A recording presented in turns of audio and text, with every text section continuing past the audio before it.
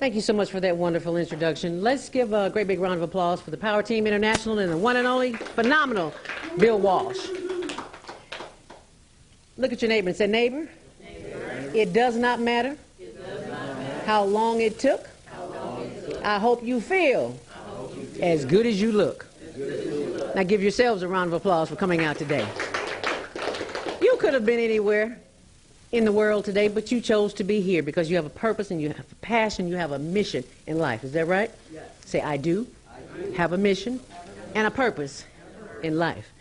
How many of us have had the challenge of having thoughts in our head that don't coincide with that purpose and that passion and that mission? Let me see a show of hands. So I'm not the only one. I'm in the right place, right? I have always had thoughts that didn't gel with who I am. Has anybody ever felt like that? Sometimes there are voices in our head, or I like to call them the committee. And sometimes the committees don't agree. Would you agree? Sometimes we have to go beyond what's in our head and go what's in our heart so that we can get to where we need to be. And I have a story I'd like to share with you before I get into the program. Can I share that with you? Yeah. As a little girl, I was 9 years old when my mom passed, and I had to go south to live with an aunt in Mississippi. I knew nothing about the country. I grew up in the city of Chicago. I grew up in a high-rise, so I knew nothing about farming. Well, on the ride down to Mississippi, I took an Amtrak train, and I immediately associated trains with negativity. So I think if I'm going on a train, there's going to be some trouble. Fast forward, when I get to the South and I'm at my aunt's house, and I discover that they don't live in a high-rise, they live on a farm.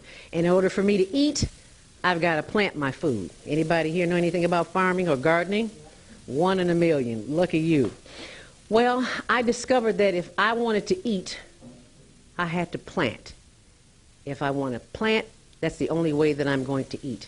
So in learning how to plant and farm food, I had to learn how to also pick cotton. Anybody here know anything about cotton? You're probably wearing some cotton, and that's just about it, right? See, you heard about it. We've all heard about it. Well, getting to the farm, which was about, I'd say about 5 miles from where we lived. And once we got to the farm, we had to pick cotton in a croaker sack. You ever heard of a croaker sack? It's about 6 feet long, about 2 feet wide, and it holds about 200 pounds of cotton. And as a 9-year-old, I could never get to 200 pounds of cotton.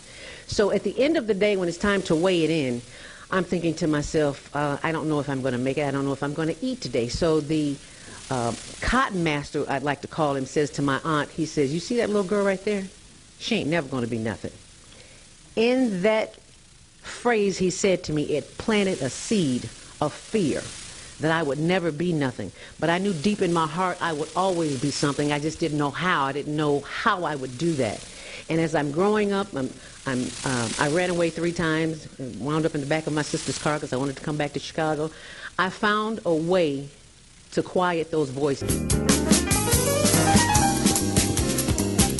This is Manny Gonzalez. I'm a motivational and empowerment expert from SurvivingTheBurdens.com, and I have to tell you, Zelda Robinson has moved me with her new product, the Mindfulness Breakthrough System.